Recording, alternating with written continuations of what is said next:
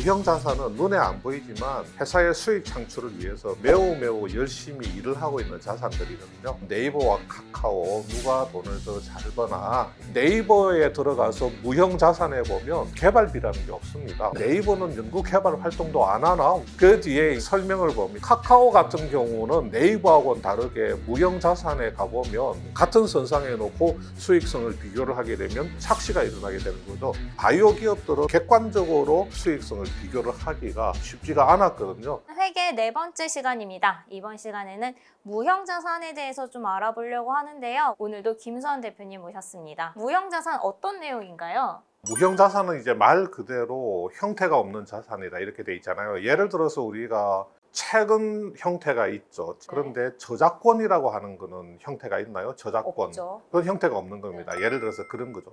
특허권 같은 거 이런 게 이제 무형의 자산인데, 사실은 이렇게 무형 자산은 눈에 안 보이지만 회사의 수익 창출을 위해서 매우 열심히 일을 하고 있는 자산들이거든요. 그래서 무형 자산의 세계에 대해서 알아보는데 네이버와 카카오 누가 돈을 더 잘 버나 이런 제목을 한번 달아봤습니다. 이 기계 장치 같은 유형 자산은 처음에 이제 큰 돈이 들어가게 되고, 이거 한 번 쓰고 마는 소모품이 아니죠, 그죠? 한 번 쓰고 마는 소모품이 아니고 오랫동안 기계 장치를 돌려서 제품을 만들어서 수익 창출에 기여를 하게 됩니다. 그래서 이런 것들을 우리가 유형 자산이라고 하고, 이 유형 자산을 비용 처리를 할 때는 우리가 감가상각이라고 하는 방법을 쓴다 하는 것을 앞 시간에 공부를 하지 않았습니까? 그래서 똑같은 원리가 무형 자산에도 적용이 됩니다. 예를 들어서 우리가 자동차 신차를 개발하려면 신차 개발비를 많이 투입을 해야 됩니다. 그 다음에 또 제약 바이오에서 신약을 개발하려면 신약 개발비가 또 많이 들어가죠. 또 우리 빅테크 뭐 네이버나 카카오 같은 빅테크 뭐 토스 같은 이런 데도 어떤 새로운 유형의 IT 서비스를 개발하려고 하면 개발 자금이 많이 들어가게 되죠.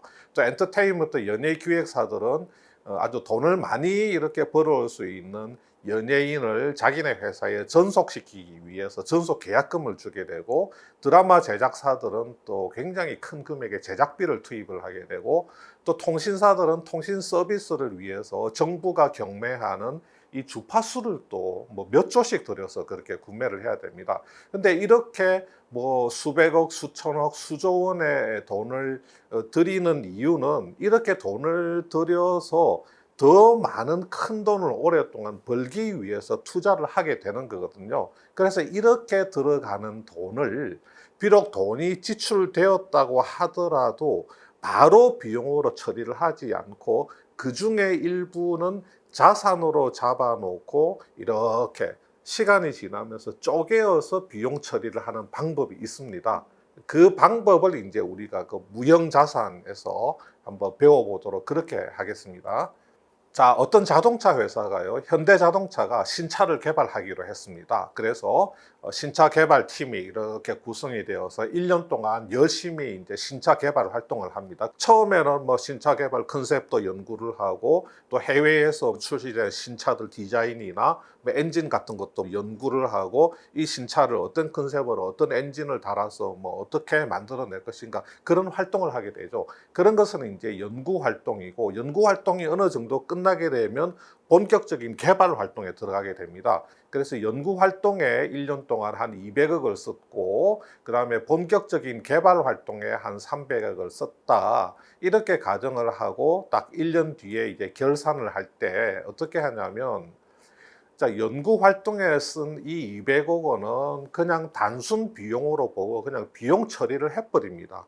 그래서 계정 이름은 뭐 연구 개발비다 또는 연구비다 이렇게 해서 결산을 할 때 이것은 그냥 비용으로 다 처리를 해버리고, 개발 활동에 들어간 이 300억 원은 비록 돈은 사용되었지만 이것은 일단은 자산으로 잡아놓습니다. 형태가 없는 것이기 때문에 무형 자산으로 300억짜리 무형 자산으로 만들어 놓는데, 그 계정 이름은 개발비 300억 이렇게 처리를 해 놓습니다. 이게 비용 같은 느낌이 나는데, 개발비라고 하는 것은 우리가 재무제표를 볼 때 재무상태표에 개발비 300억 이렇게 되어 있으면 이 개발비는 자산으로 잡혀 있는 거다 이렇게 생각을 하시면 됩니다. 그래서 자산 항목에 보면 개발비 뭐 500억, 개발비 1000억 이렇게 잡혀 있습니다. 그래서 단순 연구활동 비용으로 그냥 단기에 처리를 해버리고 이런 개발비로 사용된 것은 300억짜리 무형자산으로 이렇게 잡아놓는다는 거죠. 이렇게 무형자산으로 잡아놓는 거는 신차가 개발되어서 출시가 되면 우리가 몇 년 팔잖아요. 한 5년, 6년 팝니다. 오랫동안 회사 수익 창출에 기여를 할 수 있는 이 신차를 개발하는 데 들어간 돈이기 때문에 그냥 단순히 바로 비용 처리를 하지 않고 이 신차를 판매하는 일정한 기간 동안 그냥 나누어서 비용 처리를 한다. 그래서 이런 개발비는 무형자산으로 잡아놓고 처리를 한다 하는 걸 염두에 두시면 되겠고요. 만약에 이 현대자동차는 이 개발비 무형자산은 10년 동안 비용 처리를 한다, 10년 동안 상각을 한다 이렇게 이제 가정을 해보겠습니다. 그러면 1년 동안 열심히 연구 개발 활동을 해서 신차를 개발을 해서 이 시점에서 이제 신차를 출시를 했습니다. 이렇게 이제 신차 판매에 들어가게 되는데 개발비를 10년 상각을 하는 게 현대차의 회계 방침이니까 개발비 무형 자산은 300억이고 상각 기간은 10년이니까 1년 동안 30억씩을 손익계산서에 무형자산 상각비, 다시 말해서 개발비 상각비로 1년 동안 30억, 또 1년 30억, 1년 30억 이렇게 해서 총 10년 동안 300억의 무형자산 상각비, 개발비 상각비를 반영을 하면 된다는 거죠. 그럼 여기서 개발비더라도 어떨 때는 이제 비용 처리를 하고 어떨 때는 무형 자산화를 하는데 이렇게 정해진 기준이 있나요? 기준이 있습니다. 회계 기준에 보면 연구 개발 지출 비용 중에서 어떤 것들은 비용 처리를 하고 어떤 것들은 개발비 자산으로 잡아야 된다고 해서 회계 기준에 개발비 그 자산 인식의 조건이라고 있습니다. 근데 그게 사실은 굉장히 좀 어려워요. 애매하고 보기에 따라서 이쪽으로 볼 수도 있고 이쪽으로 볼 수도 있기 때문에 상당히 애매합니다. 그래서 뭐 이제 회계사들도 좀 찝찝하니까 기업들이 그냥 비용 처리를 합니다. 그냥 편하게. 이거 나중에 시비거리가 될 수 있기 때문에 너네들 이게 왜 개발비지? 그러면 우리가 회계 기준에 이렇기 때문에 이 돈은 여기에 맞기 때문에 개발비 처리를 했습니다. 라고 해야 되는데 개발비 처리 요건이 굉장히 까다로워요. 판단하기가 쉽지가 않습니다. 귀에 걸면 귀걸이, 코에 걸면 코걸이식으로 되어 있거든요. 그래서 삼성전자 같은 경우는 거의 대부분을 그냥 비용으로 처리를 해버립니다. 개발비 자산으로 거의 안 잡거든요. 근데 자동차 회사 같은 경우는 이 연구개발에 투입한 돈 중에 절반 정도는 그냥 개발비로 잡습니다. 그리고 상대적으로 자동차 회사 같은 경우는 명확하게 신차 개발 또는 신형 엔진 개발, 그 개발 타겟이 좀 명확한 편이고 이 타겟에 그 지출을 해서 이 지출이 미래의 그 신차 개발에 사용된다는 게 어느 정도 명확하게 나오기 때문에 그 회계 기준에 맞추어서 개발비로 처리를 하는 편입니다. 그런데 일반적인 IT 회사들 같은 경우는 좀 애매하거든요. 그래서 웬만하면 그냥 비용 처리를 하는 편입니다. 자, 그래서 기아의 그 77기 2020년 손익계산서 보셨는데요. 이 무형자산, 이 기아의 무형자산 항목을 보면 여기에 이렇게 개발비가 있습니다. 개발비가 있고 2020년에 개발비 상각으로 여기 보시면 4,679억 원을 개발비 상각 비용으로 처리를 했다 하는 걸 이렇게 알 수가 있습니다. 그 다음에 기아 같은 경우에 연구 개발 활동과 관련해서 어떻게 지출을 했는지를 표를 만들어 놨는데요. 여기 보시면 자 77기 그러니까 2020년 내용을 보면 연구 개발에 들어간 총 자금은 여기 나와 있는 대로 1조 6,700억 정도 됩니다. 그 중에서 개발비 자산으로 처리한 것은 한 5,900억 정도 되고 그 다음에 제조 경비, 뭐 제조 원가라든지 판매 관리비 쪽으로 보낸 것은 1,800억하고 여기 8,900억 이렇게 더하면 1조 남짓은 비용 처리를 하고 한 6천억 원 가까이는 개발비 자산으로 처리를 했다 하는 걸 알 수가 있습니다. 현대차는 거의 비중이 한 반반쯤 되고 기아차 같은 경우는 비용 처리 금액이 좀 더 많은 것 같습니다. 네이버 같은 경우는 네이버에 들어가서 무형 자산에 보면 보시다시피 여기에 보면 개발비라는 게 없습니다. 그러면 뭐지, 네이버는 연구 개발 활동도 안 하나? 왜 이렇게 무형 자산에 개발비라고 하는 게 없나라고 생각할 수가 있잖아요. 근데 그 뒤에 이제 설명을 보면 이렇게 되어 있습니다. 연구와 개발 지출을 1조 3천억을 했다는 겁니다. 굉장히 많이 했죠, 2020년에. 근데 이렇게 연구와 개발 활동에 쓴 지출은 전액, 인건비 등 영업 비용으로 인식하고 있다. 전부 그냥 그 해의 비용으로 다 처리를 해버린다는 겁니다. 그 다음에 이제 여기 보면 연구 개발에 1조 3천억 썼다는 거 나와 있죠. 카카오 같은 경우는 네이버하고는 다르게 무형 자산에 가보면 여기 개발비라고 하는 게 있죠. 개발비라고 하는 게 있는데 이게 금액이 얼마냐면요. 2020년 말에 지금 개발비 잔액이 여기 보면 뭐 한 2억 9천, 정말 얼마 안 됩니다. 이게 거의 존재감도 없는 금액입니다. 그 카카오의 사이즈를 보면. 이것도 왜 그러냐면 카카오 같은 경우도 연구개발 지출 금액 중에서 거의 대부분을 그냥 비용으로 처리를 해버리지, 이게 카카오 사이즈에서 뭐 한 2, 3억 정도 개발비 잔액, 이거는 뭐 거의 존재감이 없는 숫자거든요. 카카오도 역시 연구개발 지출을 자산화하지 않고 전부 비용화한다, 비용으로 처리를 해버린다 하는 걸 알 수가 있습니다.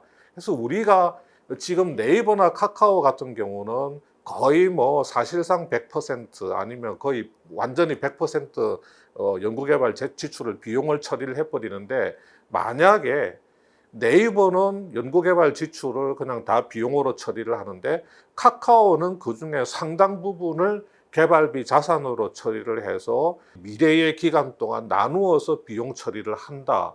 만약에 그런 식으로 한다고 하면 네이버와 카카오의 손익계산서 수익성을 객관적으로 동시에 놓고 비교를 하면 안 되는 겁니다.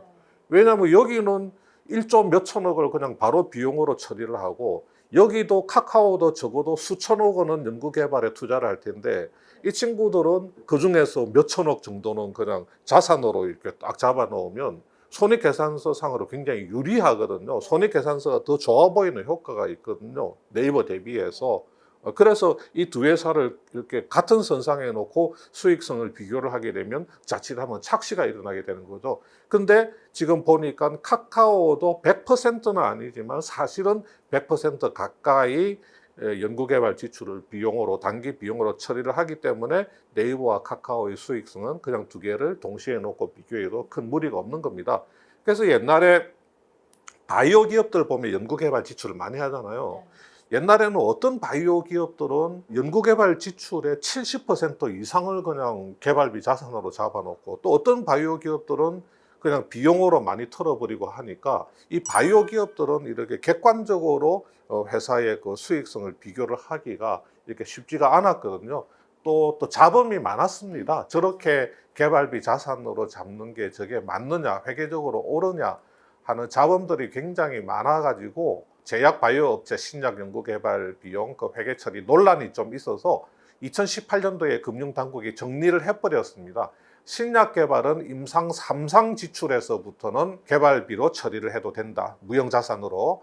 바이오 시밀러 개발 업체는 임상 1상 지출 금액부터는 개발비 무형자산으로 처리해도 된다, 이렇게 아예 가이드라인을 정해줘 버렸습니다. 이번 시간에는 무형 자산에 대해서 알아봤는데요. 개발비를 비용으로 처리할지 아니면 자산으로 인식을 할지, 이것도 이제 기업마다 약간 다른 걸 배웠어요. 그래서 기업의 수익성을 확인을 할 때는 무조건 뭐 영업이익률 아니면 순이익률만 보지 말고 개발비가 무형 자산으로도 잡혀 있는지 아니면 비용으로 처리가 됐는지 이것도 명확하게 봐야 할 것 같습니다. 다음 내용은 어떤 내용인가요? 다음 내용은 자산의 손상. 우리 손상이라고 하면 이제 다쳤다 뭐 이런 그 의미가 되잖아요. 유형 자산 감가상각은 정상적으로 이렇게 자산 가치가 이렇게 내려가는 거거든요. 또 무형 자산의 상각이라고 하는 것도 정상적으로 무형 자산의 가치를 이렇게 떨어뜨려 나가는 건데, 그게 아니고 어떤 뜻밖의 상황으로 일시에 자산의 가치가 대거 손상되는 사례들이 있습니다. 그런 사례들이 회계적으로 어떻게 처리가 되어서 재무제표에 어떻게 반영되는지 그런 사건들은 또 우리가 어떻게 판단을 해야 될지 거기에 대해서 좀 말씀을 드리겠습니다. 네, 다음 영상도 반드시 시청해 주시길 바랍니다. 감사합니다. 어,